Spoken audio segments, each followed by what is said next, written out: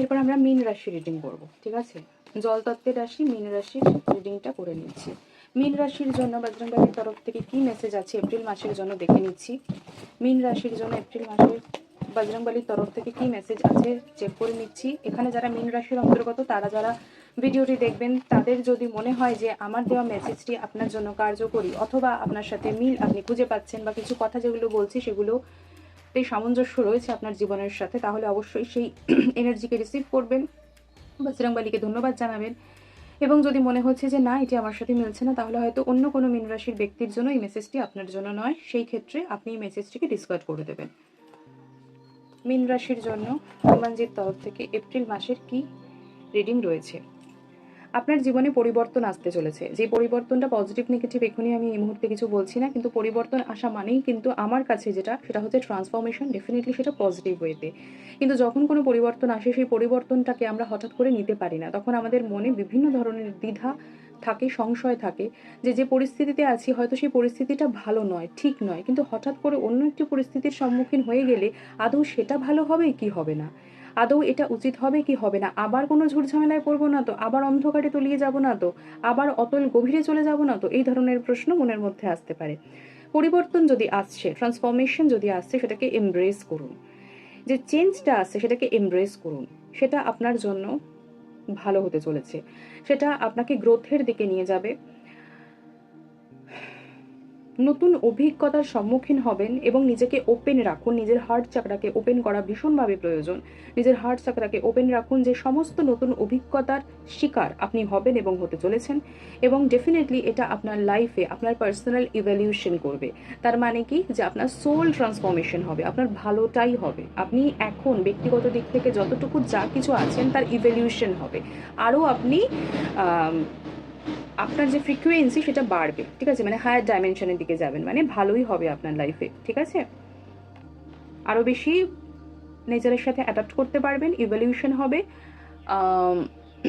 Growth হবে, ঠিক আছে? মডিফিকেশন হবে ইন পজিটিভ ওয়ে। তো রেমেডি যেটা রয়েছে সেটা হচ্ছে যা কিছু পুরনো রয়েছে, যেটা ইম্পর্টেন্ট নয়, যেটা আর বহু দিন ধরে কাজে লাগছে না, সেইগুলোকে জাস্ট ডিসকার্ড করে দিন। কোনো জামা কাপড় হতে পারে, কোনো জিনিস হতে পারে যে বহুদিন ধরে রয়েছে কিন্তু বহুদিন ধরে আমি কাজে লাগাইনি, বা আমি জানি হয়তো এগুলো আমি এখন ইউজ করবো না, কিন্তু যখন ফেলতে যাচ্ছি তখন মায়া পড়ছে যে ফেলে দেবো, যদি লাগে ওই যদির কথা নদীতে রাখবেন, ঠিক আছে? যা যা কিছু ওল্ড স্টাফ রয়েছে, যা কিছু রয়েছে আপনার ডে টু ডে লাইফের, সেইগুলো সব কিছু ডিসকার্ড করে দিন, ঠিক আছে? এর থেকে এক্সট্রা কিছু বলবো না, যা কিছু আপনার প্রয়োজন নেই, ঠিক আছে? এবার অনেকের মনের মধ্যে প্রশ্ন আসতে পারে যে এরকম অনেক ব্যক্তি রয়েছে যাদেরকে প্রয়োজন নেই, তাদেরকে কি ডিসকার্ড করে দেবো? দেখুন, ব্লাড লাইনকে ডিসকার্ড করা যায় না, ঠিক আছে? করতে পারবেন না। ব্লাড লাইন হিলিং প্রয়োজন, সেক্ষেত্রে অ্যানসেস্ট্রাল হিলিং প্রয়োজন। প্রত্যেক অমাবস্যাতে আমার একটি কোর্স থাকে, ওপেন থাকে, আপনারা যদি সেটিকে রিসিভ করতে চান, কোর্সটি যদি করতে চান, তাহলে আমার সাথে অবশ্যই যোগাযোগ করতে পারেন। অনলাইনের টোটাল কোর্সটি কিন্তু করা হয়, করানো হয় রাদার, তো করে অ্যানসেস্ট্রাল হিলিং, ব্লাড লাইন হিলিংকে কিন্তু আপনি মানে ব্লাড লাইনকে আপনারা ঠিক করতে পারেন অ্যানসেস্ট্রাল হিলিংয়ের মাধ্যমে, ব্লাড লাইন হিলিংয়ের মাধ্যমে। তো সেক্ষেত্রে আপনারা যদি মনে করেন তাহলে কিন্তু প্রত্যেক অমাবস্যাতে, মানে একবার যদি আপনি কোর্সটি পারচেজ করে নিচ্ছেন তাহলে প্রতি অমাবস্যাতেই কিন্তু আপনি এটি আপনার সুবিধা মতো যে কোনো সময় আপনি এটি করতে পারেন, ঠিক আছে?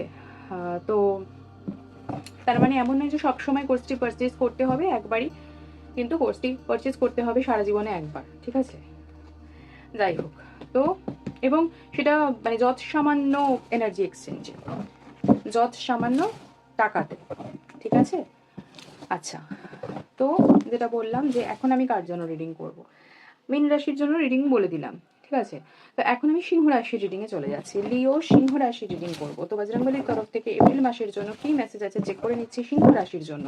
যাদের সাথে আমার বলা বার্তা ম্যাচ করবে তারা এটিকে রিসিভ করবেন, রেমেডি ফলো করবেন, আর যাদের ম্যাচ করবে না তারা ভাববেন যে অন্য কোনো সিংহ রাশির জন্য হয়তো এই বক্তব্যটি হনুমানজি আমাকে মিডিয়া রেখে আপনাদের কাছে পেশ করেছে। আচ্ছা, আপনাকে যেটা বলা হচ্ছে যে পরিস্থিতি অনুযায়ী নিজেকে মানিয়ে নেওয়ার চেষ্টা করুন, be adaptable. Be adaptable and resourceful, ঠিক আছে? আপনার মধ্যে প্রচুর পাওয়ার রয়েছে, তো সেটাকে কাজে লাগাতে হবে, যে কোনো পরিস্থিতিতে নিজেকে মানিয়ে নিতে হবে, বিভিন্ন ধরনের স্ট্র্যাটেজি অ্যাপ্লাই করতে হবে, ডিফারেন্ট সিচুয়েশনে ডিফারেন্ট থট প্রসেস অ্যাপ্লাই করা ভীষণভাবে প্রয়োজন, ফ্লেক্সিবল হওয়া ভীষণভাবে প্রয়োজন, এবং নিজের মধ্যে প্রবলেম সলভিং পাওয়ারকে আরও বেশি করে ডেভেলপ করতে হবে এবং নিজেকে কিন্তু আরও বেশি করে ভ্যালুয়েবল তৈরি করতে হবে। মানে এক্ষেত্রে পুরোপুরি আপনি আপনার ওপর কাজ করুন, ঠিক আছে? আপনি আপনার ওপর কাজ করুন, আপনার মধ্যে অনেক পাওয়ার রয়েছে, এমনি আপনি ভীষণ পাওয়ারফুল, লিও মানেই পাওয়ারফুল ডেফিনেটলি। তো আরও বেশি অ্যাডাপ্টেবল হন ডিফারেন্ট সিচুয়েশনে, পরিস্থিতি যেহেতু অন্যরকম হচ্ছে, তো হয়তো একটু মানিয়ে নিতে অসুবিধা বা এটা করবো কি করবো না এরকম যদি কনফিউশনও আসছে, ওটা কিন্তু আপনাকে নতুন এক্সপিরিয়েন্স দেবে, আপনাকে আরও বেশি করে মডিফাই করবে। তো আপনার পার্সোনাল মডিফিকেশনের জন্য, ইভ্যালুয়েশনের জন্য কিন্তু এটা ভীষণভাবে ইম্পর্টেন্ট, ভীষণ স্ট্রং একটি বোল্ড একটি মেসেজ।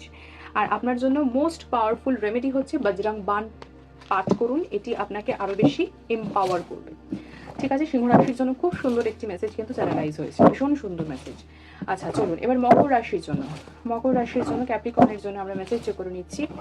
চলুন বজরংবলীর তরফ থেকে মকর রাশির জন্য এপ্রিল মাসের জন্য কি মেসেজ আছে চেক করে নিচ্ছি। মকর রাশি যারা ব্যক্তিরা আমার ভিডিওটি দেখছেন, তাদের যদি মনে হয় যে আমার বলা বার্তাটি আপনার জীবনের সাথে ম্যাচ করছে, আপনার এনার্জির সাথে ম্যাচ করছে, তাহলে সেটি রিসিভ করবে। আর যদি মনে হচ্ছে যে না এটি ম্যাচ করছে না, তাহলে এটি ডিসকার্ড করে দেবেন আপনার এনার্জি ফর্ম থেকে। কারণ তাহলে এটা মনে রাখতে হবে যে মকর রাশির অন্য কোনো ব্যক্তির জন্য বা ব্যক্তির বর্গের জন্য হনুমানজির তরফ থেকে এই মেসেজটি চ্যানেলাইজ হয়েছে। তো মকর রাশির জন্য কি মেসেজ আছে সেটা একবার দেখে নিচ্ছি। তো বেসিক্যালি আপনার একটু শান্তির প্রয়োজন, ঠিক আছে? ভেতরকার শান্তি, ঠিক আছে? বাহ্যিক দিক থেকে আপনাকে লোকে দেখে ভাবলো যে you are very satisfied or very peaceful, সেরকমটা নয়। আপনি নিজের মধ্যে, আপনার মধ্যে অশান্তি রয়েছে, ঠিক আছে? তো ইনার পিসটাকে অ্যাকিউমুলেট করার চেষ্টা করুন। শান্ত থাকাটা ভীষণভাবে প্রয়োজন, কামনেস ভীষণভাবে প্রয়োজন। এটাকেই আপনি ক্লেম করুন। ক্লেম করবেন কি করে না, যখন ভিডিওটি পাচ্ছেন তখন লিখুন যে inner piece and calmness I claim it, hyphen দিয়ে I claim it. Inner peace and calmness, inner peace and calmness, inner peace and calmness.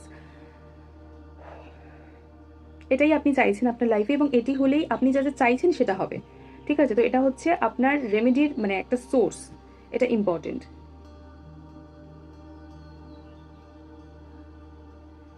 আপনি মঙ্গলবার করে ফাস্টিং করতে পারেন, ঠিক আছে? উপোস করতে পারেন যতটা পসিবল, ইন্টারমিডিয়েন্ট ফাস্টিং করতে পারেন, টোটাল ফাস্টিং করতে পারে যদি আপনার বডি সায় দিচ্ছে আপনাকে, হুট করে করা পসিবল নয়, ঠিক আছে? Intermediate fasting 8 hours, 12 hours, 16 hours হতে পারে, তো সেই মতো করে করতে পারেন।